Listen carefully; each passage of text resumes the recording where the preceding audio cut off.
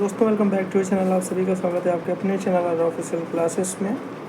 2017 का पेपर हम सॉल्व करेंगे। 2016 का पेपर अगर आपने अभी तक नहीं देखा है तो जाकर के चैनल पर चेकआउट करें, वो पेपर कल करवा दिया गया है।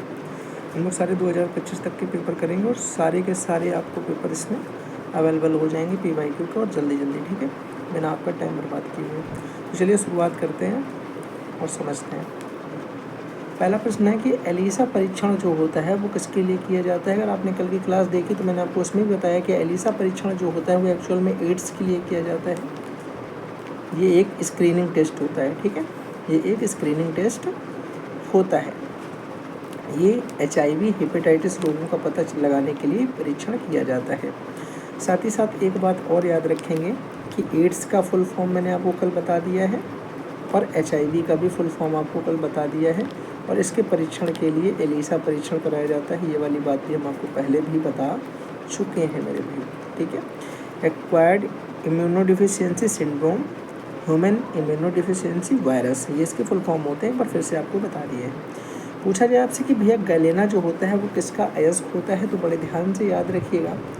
गैलेना आपका जो अयस्क होता है वो लेड का होता है। मैंने आपको इसके साथ में जिंक का भी बता दिया है, पायराइट होता है। कॉपर के लिए copper pyrite, copper glance, cuprite, ये तीनों होते हैं। एल्यूमिनियम के लिए बॉक्साइट होता है, ठीक है। इसके साथ में मैंने आपको हेमेटाइट, लिमोनाइट और भी जितने हो सकते हैं पॉसिबल जो आपसे पूछे जा सकते हैं वो आपको पिछली क्लास में करवा चुका हूँ। एक बार जा कर के साइंस की फुल क्लास वाला एक्सप्लेनेशन PYQ का देख लीजिएगा। चलिए नेक्स्ट नंबर पे बात करते हैं। वातावरण में जीवधारियों के पारस्परिक संबंधों से क्या बनाता है, पारिस्थितिकीय तंत्र बनता है। इससे मेरे भाई क्या बनता है, आप बोलोगे इस संबंध से बनता है पारिस्थितिकीय तंत्र। नेक्स्ट नंबर पे भैया बात करते हैं। लिखा गया है कि शुष्क सेल में किस पदार्थ की छड़ एनोड का काम करती है, तो याद रखेंगे एनोड का काम करती है कार्बन की छड़। अगर आपसे पूछा जाए कि कैथोड का काम क्या करती है तो जिंक का काम करती है कैथोड का। साथ ही साथ इसमें एक इलेक्ट्रोलाइट्स होते हैं, इलेक्ट्रोलाइट्स होते हैं। इलेक्ट्रोलाइट्स क्या काम करते हैं कि इसके अंदर जो इलेक्ट्रॉन्स का प्रवाह होता है वो उसके मदद करते हैं। तो यहाँ पे आपको कैथोड और इलेक्ट्रोलाइट्स दोनों के बारे में नीचे बता दिया गया है। विद्युत प्रवाहित पदार्थ होता है जिसमें विद्युत प्रवाह की होती है और जो सेल के अंदर इलेक्ट्रॉन्स के प्रवाह की अनुमति देते हैं। मैंने आपको ये बात ही बता दी। रुधिर का थक्का बनाने के लिए आपको याद होगा 2016 के पेपर 2017 दोनों में ही प्रश्न पूछा गया है। आप बोलोगे जो प्लेटलेट्स होती है इसका काम होता है, ठीक है। साथ में आप ये बात भी याद रखोगे कि लाल रक्त कणिकाओं की कमी में से जो एक रोग होता है वो क्या होता है, श्वेत रुधिर कणिकाओं के कारण जो कैंसर कारक वाली कोशिकाएँ होती हैं, जीन्स वाली या फिर जेनेटिक्स वाली या फिर जो है अन्य तरीके की प्रॉब्लम्स हो जाती हैं लाल रुधिर कणिकाओं की कमी से, वो वाली बातें भी क्या कहलाती हैं, ल्यूकोसाइट्स वाली चीज़ें क्या हैं, एनीमिया वाली चीज़ें क्या हैं। ये सारी बातें मैंने आपको पिछली क्लास में भी बता रखी हैं। आपको याद होगा पिछली क्लास में 2016 के पेपर में आपसे खाद्य श्रृंखला पूछी गई थी। यहाँ से आपको खाद्य जाल के बारे में पूछा गया है। मैंने आपको एक्सप्लेन भी किया था खाद्य जाल पारिस्थितिकी तंत्र में विभिन्न जीवों के बीच भोजन संबंधों का एक जटिल नेटवर्क है। बस आपको इतना याद रखना है कि एक पारिस्थितिकी तंत्र में विभिन्न जीवों के बीच में भोजन संबंधी एक जटिल नेटवर्क ही क्या कहलाता है, खाद्य जाल कहलाता है। यानी अनेक खाद्य श्रृंखलाओं को जब हम एक साथ करेंगे कनेक्ट तो वो खाद्य जाल बनाएगा। जैसे सुनिएगा, कल मैंने आपको दोनों के बारे में बताया था कि अगर एक घास का पेड़ लगा है, इस घास को टिड्डा खाता है, इस घास को टिड्डा खाता है, फिर इस टिड्डे को मेंढक खाता है और इस मेंढक को सर्प खाता है, बस इस सर्प को चील खाती है, ठीक है। चील या बाज आप बोलोगे, बाज खाती है। लेकिन अगर मैं आपसे यहाँ पे बोलूँ कि इस घास को खरगोश खाता है, इस खरगोश को बिल्ली खाती है, इस बिल्ली को कुत्ता खाता है, उस कुत्ते को शेर खाता है, उस शेर को जो है मेरे भाई कोई नहीं खाएगा, शेर को कौन खाएगा। तो ये वाली बातें जब हम करेंगे, यानी इसे एक घास को कई सारे लोग खा सकते हैं, उसको भी कई सारे लोग खा सकते हैं। इस खरगोश को डायरेक्ट कुत्ता भी खा सकता है, इसको डायरेक्ट बिल्ली भी खा सकती है, इसको भेड़िया भी खा सकता है, ठीक है। इस खरगोश को भी डायरेक्ट शेर खा सकता है। तो ये जो बहुत सारे इसके तंत्र बनेंगे, बहुत सारे जाल बनेंगे एक पारिस्थितिकी तंत्र में, भोजन के जितने भी जाल बनेंगे वो सारे जाल खाद्य जाल कहलाते हैं। बोला जा रहा है कि विद्युत के दो सुचालक और दो कुचालक। आप बोलोगे दो सुचालक में भैया मैं तांबा बोल सकता हूँ, मैं चांदी बोल सकता हूँ, मैं सोना बोल सकता हूँ, मैं पीतल बोल सकता हूँ। अच्छे ऊष्मा के सुचालक होते हैं, एल्यूमिनियम बोल सकता हूँ, ठीक है। कुचालक की बात करोगे, मैं रबड़ बोल सकता हूँ, रबड़ हो गया, मैं प्लास्टिक बोल सकता हूँ, मैं लकड़ी बोल सकता हूँ, लकड़ी बोल सकता हूँ। तो ये वाला क्वेश्चन आप अपने मन से भी कर सकते हो कि तांबा हो गया, एल्यूमिनियम हो गया, कुचालक में रबर और प्लास्टिक हो गया। इसमें कुचालक इसलिए बोलते हैं क्योंकि इसमें बिजली के तारों के ऊपर ढकने में इसका प्रयोग करते हैं, इसमें विद्युत प्रवाह नहीं होता है। ठीक है। धातु गैल्वेनीकरण प्रक्रिया क्या होती है, याद रखिएगा, धातु की गैल्वेनीकरण प्रक्रिया एक तरीके से धातु को क्षरण से बचाने की प्रक्रिया होती है। धातु को क्षरण से बचाने, धातुओं को जंग लगने से बचाने की प्रक्रिया होती है, उनको बर्बाद होने से बचाने की प्रक्रिया होती है। दो तरीके की, एक तो गर्म डुबकी गैल्वेनीकरण, एक होती है इलेक्ट्रो गैल्वेनीकरण। गर्म डुबकी गैल्वेनीकरण में क्या होता है कि जो जिंक होता है ना, जो जिंक जस्ता, जो जस्ता होता है, वेट करिएगा, इसमें लिखा हुआ है, मैं इसी को हाईलाइट कर देता हूँ कि जो जस्ता होता है, जस्ता को पहले तो पिघला लो, उस पिघले हुए जस्ते में आप उसको डुबो, उस धातु को जिसको आपको बचाना है जंग लगने से। तो होगा क्या, धातु जो होगा वो जस्ता के ऊपर, वो जस्ता जो होगा धातु के ऊपर चिपक जाएगा। जैसे आपने महसूस किया होगा, एक गरम यहाँ पे हम आपको एक एग्जांपल से समझा देते हैं कि यहाँ पे अगर आपने गरम क्या किया, मोम रखी है, मोम को गर्म करके पिघला के रख लिया और इसमें आप अपनी उंगली बोल दो भैया, उंगली को अपने यहाँ पे बोल दो और फिर इसको बाहर निकालो, तो आपकी जो उंगली होगी उसके ऊपर मेरे भाई क्या करेगा, जस्ता अपनी एक लेयर बना देगा। मानते हो कि नहीं? तो एक जो जस्ता लेयर बनाता है धातु के ऊपर, उसी प्रकार से ये मोम सूख के आपकी उंगली के ऊपर लग जाएगी। तो सेम टू सेम भैया हम क्या करते हैं, गर्म डुबकी देते हैं गैल्वेनीकरण में जस्ता में, तो धातु के ऊपर जस्ता लग जाता है, फिर वो चमकता है, चिकना दिखता है, चमकदार दिखता है, तो उसमें जंग से उसे बचा लिया जाता है। इसी प्रकार इलेक्ट्रो में क्या होता है, इसमें भी सेम है भैया, जस्ता के आयन ही होते हैं, इसमें भी देखिएगा ध्यान से, जस्ता के आयन ही होते हैं, बस इसमें हम उसे गर्म नहीं करते हैं, इसमें हम डायरेक्ट उसे जलीय घोल जो होगा उसमें इसको डुबोएंगे और जस्ता आयन उसमें प्रवाहित होंगे और उसके बाद हम उसमें क्या करेंगे, बिजली का प्रवाह देंगे। बिजली का प्रवाह जैसे ही गुजारेंगे तो जो जस्ता की धातु होगी वो उसके ऊपर जमा हो जाएगी। जो जस्ता है वो जो धातु होगी, जैसे मान लो ये धातु है, इस धातु के ऊपर क्या होगी, जस्ता की लेयर चढ़ जाएगी, फिर ये चमकने लगेगी, उत्कृष्ट लगेगी, सुरक्षा प्रदान करेगी। ये सारी बातें भी आप इसमें लिख सकते हो कि ये चिकना हो जाएगा, चमकदार हो जाएगा और उसको उत्कृष्ट सुरक्षा प्रदान करेगा, जंग लगने से रोकेगा, जंग से बचाव भी करेगा, क्षरण से भी बचाव करेगा। नेक्स्ट नंबर पे आ जाते हैं भैया, सर्वदाता और सर्वग्राही की अगर हम बात करते हैं मेरे भाई ध्यान से देखिएगा, सर्वदाता की बात करते हैं तो ओ ग्रुप होता है, सर्वग्राही की बात करते हैं तो ए बी ग्रुप होता है। ए बी ग्रुप सर्वग्राही है, ओ ग्रुप सर्वदाता है। मतलब ऐसा ब्लड ग्रुप जो सभी को ब्लड दे सकता है। अगर कोई बोले कि भैया जो सभी को ब्लड दे सकता है, सभी को ब्लड क्या करता है, दे सकता है, तो उसे हम क्या बोलते हैं, उसे बोलते हैं सर्वदाता, देने वाला दाता होता है। ग्राही जो ग्रहण करता है। अच्छा, दाता और ग्राही में अंतर क्या होता है, याद रखना कि जो ओ ब्लड ग्रुप होता है इसमें किसी भी तरीके का एंटीजन नहीं होता है, इसमें एंटीजन नहीं होता है, और जो ए बी ब्लड ग्रुप होता है इसमें किसी तरीके की एंटीबॉडी नहीं होती है। ठीक है, एंटीजन एंटीबॉडी एक दूसरे के विपरीत काम करते हैं। एंटीजन एंटीबॉडीज़ जो होती हैं उसको निगलता है, ख़त्म कर देता है। जैसे कि मान लो अगर ये कोई कीटाणु है, ये कोई वायरस है, तो ये उसकी वैक्सीन है, ये उसकी वैक्सीन है। मतलब कीटाणु जो बढ़ेगा यहाँ से तो ये वैक्सीन उसको क्या करेगी, ख़त्म कर देगी। तो इसी प्रकार से जब इसके पास कोई एंटीजन है नहीं तो ये किसी भी ब्लड में जाएगा तो उसकी एंटीबॉडी इसके एंटीजन पे प्रभाव नहीं डालेंगी, तो ये एक तरीके से सबके साथ घुल मिल जाएगा। इसके पास एंटीबॉडीज़ नहीं है भैया, इसके पास एंटीबॉडीज़ ही नहीं है, तो अगर किसी का भी एंटीजन इसके पास जाता है तो इसकी एंटीबॉडी उसको मारेंगे नहीं, क्योंकि इसके पास तो है नहीं। जब एंटीबॉडी है नहीं तो ये एंटीजन को एक्सेप्ट कर लेगा, तो ये ले लेगा सबसे खून, ये दे देगा सबको खून। पर अगर याद रखना, इसको अगर ब्लड चाहिए तो फिर इसको ब्लड कौन देगा, इसको वाला ही ब्लड देता है मेरे भाई। ठीक है, सर्वग्राही में मैंने आपको बता दिया, ए बी पॉजिटिव हो गया वाले सर्वग्राही होते हैं, इसमें कोई भी एंटीबॉडी नहीं होती है। और अगर आप देखोगे भैया इसमें सर्वदाता में, तो इसमें भी कोई भी मेरे भाई एंटीजन नहीं होता है। ठीक है, ये लाइन आप याद रखिएगा, इसमें एंटीजन नहीं, उसमें एंटीबॉडी नहीं। विद्युत ऋणात्मकता को परिभाषित कीजिए, क्या होती है विद्युत ऋणात्मकता? का मतलब होता है कि किसी भी धातु के अंदर, किसी भी तत्व के अंदर जो सहसंयोजी बंध, क्या लिखोगे, सह संयोजक बंध में इलेक्ट्रॉन, यहाँ से लिख दे, दिखा दो इसमें, सहसंयोजक बंधों में इलेक्ट्रॉन घनत्व के वितरण को निर्धारित करने में महत्वपूर्ण भूमिका निभाता है उसका विद्युत ऋणात्मक। ठीक है, क्योंकि विद्युत ऋणात्मकता किसी परमाणु को इलेक्ट्रॉनों को अपनी ओर आकर्षित करने की क्षमता होती है, उसी को ये दर्शाता है। तो ये वाली लाइन ये वाली लाइन पूरी की पूरी मेरे भाई, जो मैं इसको हाईलाइट कर रहा हूँ इतना देख लेना, ये वाली लाइन पूरी यहाँ से यहाँ तक की, और फिर ये वाली लाइन पूरी यहाँ से यहाँ तक की। इतना आपके लिए सफिशिएंट है जो आप लिख करके अपना आंसर बता सकते हो।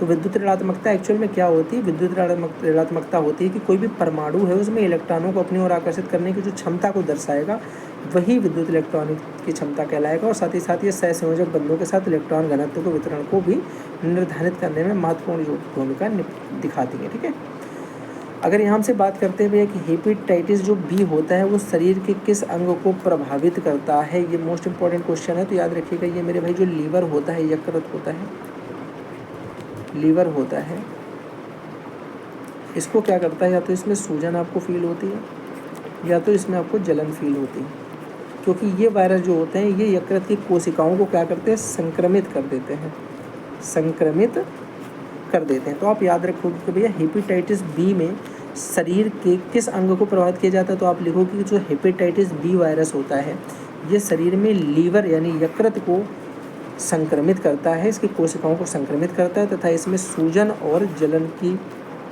समस्या भी उत्पन्न हो जाती है। ठीक है, इसे हेपेटाइटिस हम बोलते हैं, याद रखिएगा।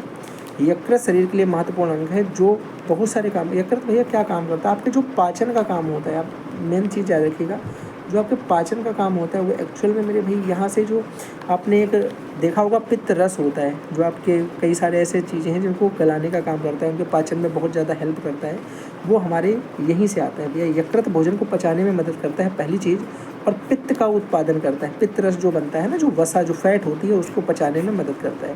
तो ये एक लाइन अगर आपको ऊपर वाली याद है, आपकी इसमें दो लाइनें होंगी, एक तो ये लाइन हो गई और दूसरी आपकी ये अलग लाइन हो गई, तीसरी आपकी दूसरी लाइन ही ये वाली होगी। ठीक है, तीसरी लाइन, दो लाइनें आपको इसी में मिल जाएंगी, आप इतना लिख दो बहुत हो जाएगा।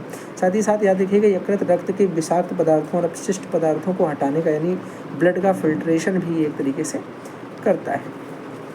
नेक्स्ट क्वेश्चन पूछा गया है कि तत्वों के आवर्त सारणी के गुण और दोष बताइए। भैया गुण तो इनका ये हो जाएगा कि अगर मान लो हमें समान तरीके के जो समूह में बांटा जाता है, क्योंकि तत्व को उनके बोल सकते हैं गुणों के समान गुणों के आधार पर बांटा जाता है, तो अगर हमको मान लो किसी एक गुण का तत्व चाहिए तो हमने क्या किया कि एक जगह पता है कि यहाँ पे होगा तो ये ढूंढ लिया आके, सब नहीं चेक करने पड़े।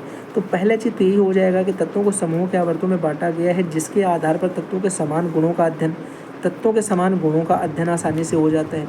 और दूसरा, हमें ये भी पता है कि इसमें आवर्त सारणी में परमाणु क्रमांक के आधार पर इन्हें व्यवस्थित किया जाता है, जिसके फलस्वरूप तत्वों में भौतिक और रासायनिक गुण, तत्वों के जो भौतिक और रासायनिक गुणों का है वो एक निश्चित क्रम स्थापित होता है, क्योंकि हमने इनको रखा किसके अकॉर्डिंग है, परमाणु क्रमांक के आधार पर रखा हुआ है, ऐसा नहीं कि कुछ भी कहीं भी रख दिया गया।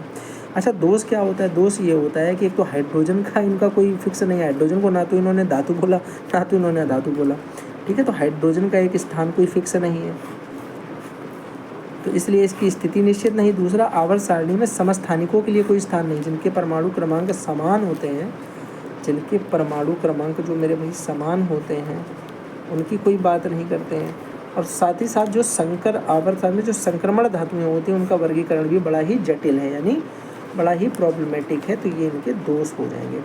ओम के नियम की अगर हम मेरे भाई बात करते हैं तो ओम का नियम क्या होता है, बड़े ध्यान से समझिएगा इस बात को। ओम का नियम क्या होता है? आप बोलोगे भैया ओम के नियम के अनुसार यदि किसी चालक की भौतिक अवस्थाओं में, जो कि भौतिक अवस्थाएं कौन कौन सी होती हैं किसी चालक की, उसका टेम्परेचर होता है, उसका दबाव होता है, इनमें परिवर्तन ना हो तो चालक में बहने वाली जो विद्युत धारा होती है वो चालक के किन्हीं दो बिंदुओं के बीच में आरोपित विभवांतर के समानुपाती होती है। मतलब क्या हुआ कि चालक में बहने वाली विद्युत धारा I जो होती है वो समानुपाती होती है इनके बीच के विभवांतर के। तो I बराबर V मिल गया, मिला कि नहीं मिला? I प्रोपोर्शनल V, यानी I और V एक दूसरे के क्या है, समानुपाती हैं। तो दो बिंदुओं के बीच आरोपित विभवांतर के समानुपाती होती है धारा, तो हमने कहा V समानुपाती है I के, धारा समानुपाती है विभवांतर की। ये वाली बात हमको यहाँ से समझ में आ गई है भैया। साथ ही साथ अगर हमें पता है कि इसको हटा के हम इसको बराबर करेंगे तो V बराबर यहाँ से हम लिख देंगे IR, और ये मेरे भाई होता है ओम का नियम, जो कि यहीं से R बराबर हम निकालेंगे तो R बराबर हो जाएगा V/I, क्योंकि अगर आर को हम यहीं रखें तो आई भैया इसके नीचे आ जाएगा यहाँ पे। अच्छा, अब ये बात तो मैं समझ में आ गई कि भैया इसका गणितीय फार्मूला जो होता है वो एक्चुअल में असली फार्मूला ये हो जाएगा आर बराबर V/I ओम। यही हमारा ओम का नियम हो गया, हाँ या ना। नीचे देख लेते हैं, बोला भी गया है कि ओम के नियम के अनुसार विद्युत परिपथ में अगर आपको विद्युत में रिलेशन दिखाना है तो आप कैसे दिखाओगे। ओम के नियम के अनुसार परिपथ में जो वोल्टेज V होता है, जो करंट I होता है और जो प्रतिरोध R होता है, इनके बीच में जो संबंध होता है वो ये होता है कि किसी चालक में विभवांतर V उसमें प्रवाहित धारा I के समानुपाती होता है। इसका गणितीय सूत्र निम्नलिखित होता है V/IR। मैंने आपको यहीं पे ये बात बता दी है, ठीक है, कोई ज़रूरत नहीं है आपको यहाँ तक आने की। यहीं से अगर हम I बराबर निकालेंगे तो V/R हो जाएगा। ये बात भी आपको यहाँ पे साफ दिख रही है कि I यहाँ निकालेंगे तो ये R यहाँ से उठ के यहाँ आ जाएगा, ठीक है। तो कोई समस्या इस बात में आपको नहीं होनी चाहिए भैया, ठीक है। लेकिन थोड़ा सा और देख लेते हैं। यहाँ पे उसने हमसे क्या बोला, यहाँ पे उसने हमसे कहा कि जहाँ V जो है मेरे भाई वो क्या है, वोल्टेज है। V हमारा क्या है, V हमारा यहाँ पे भैया वोल्टेज है, वोल्ट में होता है, धारा एम्पियर में होती है, प्रतिरोध ओम में होता है। तो अगर ओम का नियम है, तो R बराबर ही V/I हम लिखेंगे। ये मेरा भैया सिंपल सा कॉन्सेप्ट आपको समझ में आ गया होगा। चलिए नेक्स्ट नंबर पे देख लेते हैं। यहाँ आपसे बोला गया है कि R का आप डेफिनेशन कैसे लिखोगे। प्रतिरोध R किसी चालक में विद्युत धारा के प्रवाह का प्रतिरोध करने का गुण है। यह चालक की सामग्री, लंबाई, क्षेत्रफल पर निर्भर करता है। ओम के नियम के अनुसार प्रतिरोध वोल्टेज और धारा के समानुपात जो अनुपात है वो निम्नलिखित बराबर होता है।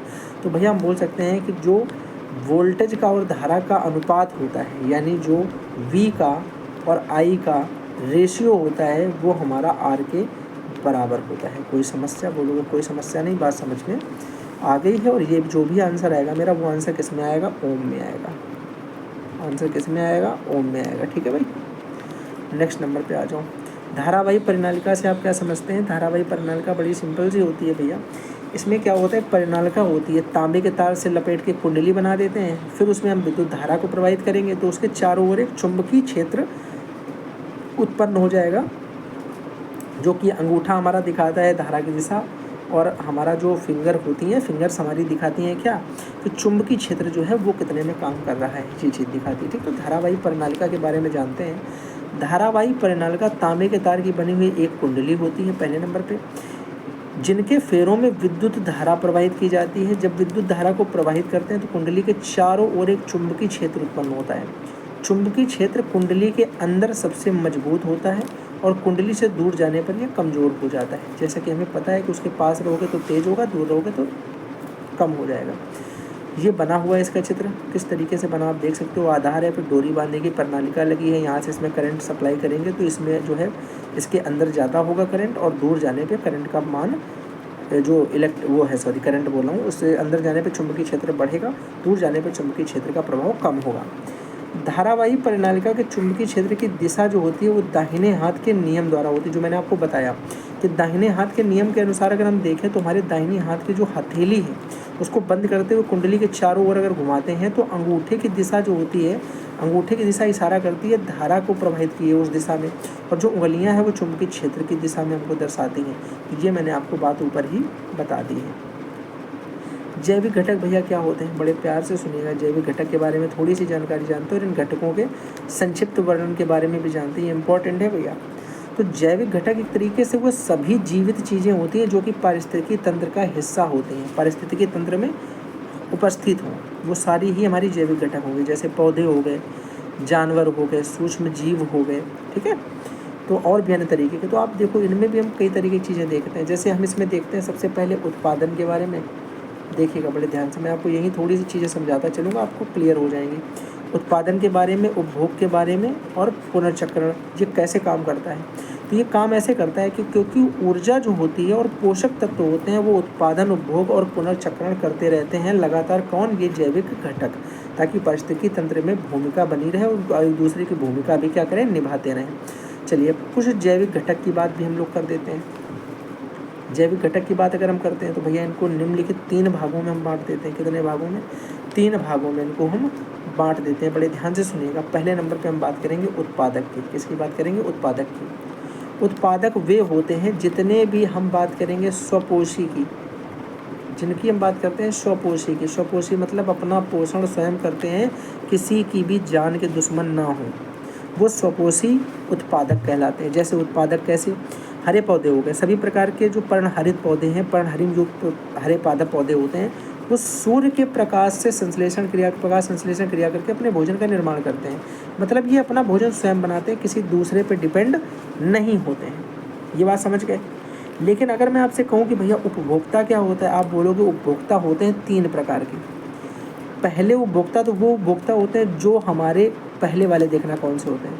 पहले वाले तो वो होते हैं जो उत्पादक, हम लोगों ने बात की है जिसकी अभी, जिन हमने उत्पादक की बात की है, जो ये उत्पादक थे जो अपना भोजन खुद बनाते हैं, पेड़ पौधे, जो इनको डायरेक्ट खाते हैं, जो डायरेक्ट इन पे डिपेंड है, डायरेक्ट इन्हीं को खाते हैं, किसी और पे डिपेंड नहीं होते। मतलब ऐसा नहीं कि वो पकाएंगे खाएंगे, डायरेक्ट कच्चा ही खा रहे हैं। तो प्राथमिक उपभोक्ता की अगर हम बात करते हैं तो आप बोलोगे भैया कि प्राथमिक उपभोक्ता के अंतर्गत श्रेणी में वे जीव आते हैं जो सीधे हरे पौधों को ही अपना भोजन बनाते हैं। ठीक है, जैसे कि सारे शाकाहारी जंतु जो होते हैं वो सीधे पेड़ पौधे, पत्तियाँ, ये सब तो खाते हैं।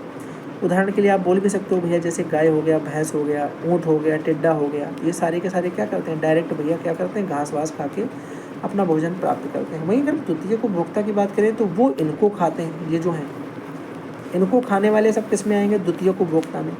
यानी इस श्रेणी के जंतु जो शाकाहारी जंतुओं का उपभोग करते हैं उनको हम मांसाहारी जंतु कहते हैं, जैसे मेंढक, टोंड, छिपकली आदि। ये सारे हमारे आ जाएंगे द्वितीय श्रेणी को उपभोक्ता में।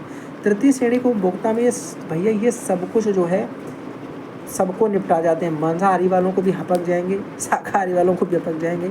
हपक जाएंगे का मतलब होता है हमारी कनपुरिया लैंग्वेज में कि खा जाएंगे। ठीक है, तो हम बोलेंगे भैया टर्टेरी कंज्यूमर्स कौन से होते हैं कि इस श्रेणी में वे जंतु आते हैं जो द्वितीयक श्रेणी को उपभोक्ता यानी जो मांसाहारी वाले हैं। ये उन जंतुओं को अपना भोजन आराम से बना लेते हैं। जैसे कि अभी मैंने आपको फर्स्ट में बताया था कि टिड्डा है, टिड्डा था हमारा प्रथम श्रेणी का। द्वितीय श्रेणी में इसको किसने खाया, मेंढक ने खाया। अब इसको तृतीय श्रेणी में कौन खाएगा, सर्प खाएगा। याद है तुम्हें, ये समझ में आ गई तुमको बात। तो प्रथम, द्वितीय, तृतीय, और इनसे पहले क्या था, उत्पादक। उत्पादक क्या करते हैं, अपना भोजन खुद बनाते हैं, जैसे पेड़ पौधे हो गए। तो पेड़ पौधों से प्रथम श्रेणी का उपभोक्ता, फिर इससे द्वितीय श्रेणी का उपभोक्ता, फिर इससे तृतीय श्रेणी का उपभोक्ता। बात आ गई समझ में। बोलो कि हाँ भैया सर्प हो गया, बाज हो गया, सिंह हो गया आदि, ये सारे के सारे जानवर क्या करते हैं, द्वितीय श्रेणी को उपभोक्ता को यानी मेंढक एंडक को खा लेते हैं। अगर हम बात करें अपघटक की, तो अपघटक वे होते हैं जो परपोषी या मृतपोषी होते हैं, यानी जीव मृत पौधे और मृत जंतुओं के शरीर से अपघटन करते हैं, मतलब सड़ी हुई चीज़ें खा जाते हैं ये। जैसे कि कवक, फफूंदी वगैरह नहीं हो गया, जीवाणु हो गया, प्रोटोजोआ हो गया, बैक्टीरिया हो गए, ये सारे क्या होते हैं, ये सारे के सारे मेरे भाई सड़ी हुई चीज़ों से भी अपना भोजन प्राप्त कर लेते हैं। बड़ा इंपॉर्टेंट है, ये बात को याद रखिएगा। नेक्स्ट नंबर पे हम बात करते हैं भैया कि फर्स्ट नंबर पे एनीमिया क्या है, सेकंड पे ल्यूकीमिया क्या है। एनीमिया का संबंध हमारे आरबीसी से होता है, ल्यूकीमिया का संबंध हमारे डब्ल्यूबीसी से होता है। तो आप ऐसा बोल सकते हो कि एनीमिया का मतलब ये होगा कि जो लाल रक्त कणिकाएँ होती हैं, यानी हमारी बॉडी में जो लाल रक्त कोशिकाएँ हैं, लाल रक्त कोशिकाएँ हैं तो शरीर के सभी भागों में ऑक्सीजन पहुँचाने का ये काम करती हैं। लेकिन अगर किसी स्थिति में इन कोशिकाओं की हमारी बॉडी में कमी हो जाती है, लाल रक्त कोशिकाएं मतलब आरबीसी की कमी हो जाती है, तो उस सिचुएशन को हम क्या बोलते हैं, उस सिचुएशन को हम एनीमिया बोलते हैं। यानी थकान रहेगी, कमज़ोरी रहेगी और भी लक्षण होंगे, क्योंकि जब आप भी जानते हो हमारी बॉडी में ऑक्सीजन का लेवल कम होगा तो हमारे साथ ये चीज़ें होंगी। आयरन की कमी हो जाएगी, विटामिन B12 की कमी हो जाएगी, रक्त की हानि होगी, अस्थि मज्जा की समस्याएँ होंगी, ये सारी समस्याएँ उत्पन्न होंगी इसके साथ। एनीमिया से मेरे भाई बचाव क्या कर सकते हो, एक तो आयरन युक्त खाद्य पदार्थों का सेवन करना चाहिए, नियमित व्यायाम करना चाहिए, लाभदायक होता है, ये लाल रक्त कोशिकाओं की संख्या बढ़ाता है, साथ ही साथ रक्त स्राव को भी रोकना चाहिए, रक्त को बहने से रोकना चाहिए। उपचार क्या हो सकता है, भाई आयरन की कमी है तो आयरन के लिए टैबलेट ले लो, vitamin B12 tablet, folate acid की वगैरह टैबलेट ले लो। गंभीर स्थिति होने पर रक्त आदान की आवश्यकता पड़ती है, ब्लड लेना पड़ सकता है आपको किसी के। और अगर हम ल्यूकेमिया की बात करें तो जो WBC शरीर में होती है, संक्रमण से लड़ने की मदद करती है, हमारी बॉडी में संक्रमण से लड़ने की मदद करती हैं। तो ल्यूकेमिया रक्त और अस्थि मज्जा से बनने वाली श्वेत रक्त कोशिकाओं का एक कैंसर होता है, एक तरीके का कैंसर होता है। तो जो मेरे भाई, लेकिन जो ल्यूकेमिया है ये कोशिकाएं असामान्य हो जाती हैं और अनियंत्रित होकर के बढ़ने लगती हैं। तो जब ये ज़्यादा बढ़ जाती हैं तब आपको ल्यूकेमिया की समस्या होती है। ल्यूकेमिया के सटीक कारण तो अज्ञात हैं, लेकिन कुछ ऐसे कारण होते हैं जो आपको जोखिम बढ़ा सकते हैं। जैसे एक तो अनुवांशिक होता है, कुछ लोगों में ल्यूकेमिया जीन में होता है जो उन्हें बीमारी के अधिक संवेदनशील बनाते रहते हैं। साथ ही साथ अगर बचाव की बात करें तो ल्यूकेमिया जो होता है वो पूरी तरह से रोकने का कोई निश्चित तरीका नहीं है, लेकिन खतरा कम करने के लिए आप उपाय कर सकते हैं। व्यायाम करें, धूम्रपान से दूर रहें, वही छोटी छोटी चीज़ें जो हम लोग कर सकते हैं, कोई समस्या जिनमें हमको नहीं है। और हमें वैसे भी व्यायाम वगैरह तो करना ही चाहिए। नियमित व्यायाम कर सकते हैं, ल्यूकेमिया खतरे को कम कर सकते हैं, संक्रमण से बचाव कर सकते हैं। शरीर को नियमित साफ रखना तथा बीमार व्यक्ति के संपर्क में नहीं आना चाहिए। बात करें अगर हम लोहे के अयस्क को पिग आयरन कैसे प्राप्त किए जाते हैं, बड़े ध्यान से सुनिएगा। पिग आयरन होता क्या है? लोहे के अयस्क में पिग आयरन के अगर हमसे जैसे ही नाम सुनाई पड़ता मेरे दिमाग में आता है, भैया कल आपको बताया भी था कि 93% तो इसमें मेरा जो है आयरन होगा, साथ ही साथ इसमें 4 से 5% मेरा कार्बन होगा। तो वह लोहा जिसमें 4 से 5% कार्बन होता है उसे हम बोलते हैं पिग आयरन। और ये एक तरीके से भंगुर होता है। कैसा होता है? इसमें भंगुरता होती है, ये टूट जाता है। इसका प्रयोग एक तो स्टील बनाने में किया जाता है, जब स्टील का निर्माण किया जाता है तब इसका यूज होता है। साथ ही साथ आपको बताया था इसका यूज हम लोग कूड़ादान बनाने में, ठीक है, पाइप बनाने में, टंकी बनाने में, टब बनाने में, ठीक है, बाथ टब वगैरह होते हैं उनमें इनका यूज किया जाता है। कल के अकॉर्डिंग मैं आपको बता रहा हूँ, 2016 का जो मैंने पेपर करवाया था उसमें मैंने आपको ये सब चीज़ें पढ़ाई थी। साथ ही साथ याद रखिएगा लौह अयस्क में प्रसंस्करण सबसे पहले कैसे इसको प्राप्त करते हैं। लौह अयस्क को खनन करते हैं, बारीक पीसेंगे, सबसे पहले बारीक पीस लेंगे, फिर इसको भारी द्रव के साथ इसको डालेंगे तो जो भारी मात्रा में अयस्क होगा वो नीचे बैठ जाएगा और हल्की वाली अशुद्धियाँ जो होंगी वो सारी की सारी अलग हो जाएंगी। उनको हटाया जा सकता, मतलब उनको बहाया जा सकता है। कल मैंने आपको शायद बताया भी था कि एक विधि होती है गुरुत्वीय पृथक्करण विधि। तो ये एक तरीके से जो हम काम कर रहे हैं ये गुरुत्वीय पृथक्करण विधि का ही प्रयोग यहाँ पे हो रहा है, जिसमें हम क्या करते हैं कि ऐसे अयस्क को शुद्ध किया जाता है जो भारी होते हैं और जिनकी अशुद्धियाँ हल्की होती हैं, तो वो बह के निकल जाती हैं। अगले नंबर पर अगर हमसे बात की जाती है, भैया ध्यान से देखिएगा कि वात्या भट्टी में इसको प्रगलन करते हैं, यानी इसमें अयस्क को ईंधन डाल करके चूना पत्थर फ्लस्क में डाल के वात्या भट्टी को ऊपर से इनको डालते हैं। गर्म हवा से भट्टी के नीचे से प्रवेश करती है जो कोक को जलाती है। साथ ही साथ होता क्या है, चूना पत्थर जो है वो अशुद्धियों को अवशोषित करता है और उन्हें स्लैग के रूप में हटा देता है, अमलगम वगैरह बना के हटा देता है। अब पिग आयरन का उत्पादन की बात करें तो पिघला हुआ जो लोहा भट्टी के तल में जमा हो जाता है उसे माध्यमिक उत्पादन बनाता है। इसे कच्चा लोहा कहते हैं, इसे सा के रूप में जाना जाता है और इसे पिग आयरन के सांचों में ढाला जाता है। ठंडा होने पर पिग आयरन ठोस ब्लॉकों के रूप में बदल दिया जाता है। अब पिग आयरन का उपयोग देखा जाए तो पिग आयरन का उपयोग स्टील बनाने में किया जाता है, जो मैंने आपको स्टार्टिंग में ही बता दिया। रक्त को कितने वर्गों में बांटा गया है? लैंड स्टीनर ने बांटा था सबसे पहले, याद रखिएगा 1900 में। तो 1900 में मेरे भाई किसने बांटा है? 1900 में बांटा है लैंड स्टीनर ने, ये नाम याद रखिएगा, कार्ल लैंड स्टीनर। साथ ही साथ इसको मेरे भाई ए बी और ओ इन ग्रुप्स में बांटा जाता है, 4 मुख्य वर्ग विभाजित किया जाता है। साथ ही साथ अगर हमसे बात किया जाए तो ABO रक्त की खोज कार्ल लैंड स्टीनर ने की थी। ए रक्त समूह क्या होता है? अब देखिएगा मैं आपको एक समझाऊंगा, आप सारे समझ जाओगे, देखना बड़े ध्यान से। ए रक्त समूह की बात करोगे तो इस रक्त समूह में उन लोगों में होता है जिनकी लाल रक्त कोशिकाओं में ए एंटीजन होता है, लेकिन साथ ही साथ याद रखिएगा बी एंटीबॉडी मौजूद होती है। अगर मैं आपसे बोलूं कि ए एंटीजन और ए ही एंटीबॉडी होगी तो ये इसको क्या करेगी? ख़त्म कर देगी। याद रखिएगा इस बात को, जहर को काटता है वाली बात हो जाएगी। ये वायरस है तो ये वैक्सीन नहीं काम करेगी, वैक्सीन दूसरी होनी चाहिए, वरना अगर इसी सेम टाइप की वैक्सीन भी होगी तो वो तो इस वायरस को ही ख़त्म कर देगी। तो गुड वायरस को बचाने के लिए हमें कई सारी वैक्सीनों का प्रयोग नहीं करना चाहिए। तो ए एंटीजन होता है, इसलिए बी एंटीबॉडी इसमें मौजूद होती है। बी एंटीजन वाले रक्त को ये स्वीकार नहीं करता है, क्योंकि एक्चुअल में भैया जिसमें बी एंटीबॉडी है उसमें बी एंटीजन जैसे ही चढ़ाया जाएगा तो इस एंटीबॉडी से ये एंटीजन जो है वो ख़त्म हो जाएगा, दिक्कत हो जाएगी, ठीक है। अब भैया याद रखना, अगर बी रक्त समूह है तो आपके दिमाग में तुरंत आना चाहिए कि बी एंटीजन होगा लेकिन एंटीबॉडी ए होगी और ये ए एंटीजन वालों को नहीं लेगा। तुरंत समझ गया ना। अब अगर तुमसे कोई बोलता है कि बताओ भैया कहीं पे ए बी समूह है, तो आप बोलोगे जिनकी लाल रक्त कोशिकाओं में ए बी दोनों एंटीजन हैं, तो इनमें कोई भी एंटीबॉडी है ही नहीं। तुम चाहे ए चढ़ा दो चाहे बी चढ़ा दो, एंटीबॉडी है नहीं, दोनों को एक्सेप्ट करेगा। और जब दोनों को एक्सेप्ट करेगा तो ओ को तो एक्सेप्ट वैसे भी करता है, क्योंकि ओ के पास तो सभी प्रकार के रक्त स्वीकार कर सकते हैं। इसीलिए हम इसको क्या बोलते हैं, इसको हम बोलते हैं सर्वग्राही, मतलब सबसे ग्रहण कर लेगा। इसी प्रकार अगर हम ओ की बात करें तो ये हो जाएगा सर्वदाता। सर्वदाता आपको भी पता है, सबको ब्लड देने वाला वही हो सकता है जिसके पास किसी भी प्रकार की एंटीबॉडी ना हो। तो आप बोलोगे इसके पास कोई भी जिसके पास कोई प्रकार का एंटीजन ना हो, एंटीबॉडी मैंने बोल दिया, जिसके पास किसी भी प्रकार का एंटीजन ना हो, तो आप बोलोगे भैया हमें पता है कि ओ ब्लड ग्रुप है, इसमें ए और बी एंटीजन में से कोई भी नहीं होता है और इसमें ए और बी दोनों प्रकार के एंटीबॉडी मौजूद जो है वो होती हैं। तो जब इसमें दोनों प्रकार की एंटीबॉडी हैं तो आप ये किसी को भी दे दो, ये उसको एक्सेप्ट कर लेगा भैया। इसी के साथ में आई होप सो हम लोगों ने पूरे के पूरे 18 क्वेश्चन कर लिए हैं। बेहतरीन सॉल्यूशन मैंने आपको दिया है, सारी बातों को एक्सप्लेन किया है। फिर मिलते हैं अगले किसी नए सेशन के साथ में, तब तक के लिए bye bye and thanks for watching and tata मेरे भाई। और वीडियो को लाइक सब्सक्राइब शेयर ज़रूर कर देना अगर आपको मज़ा आई है तो।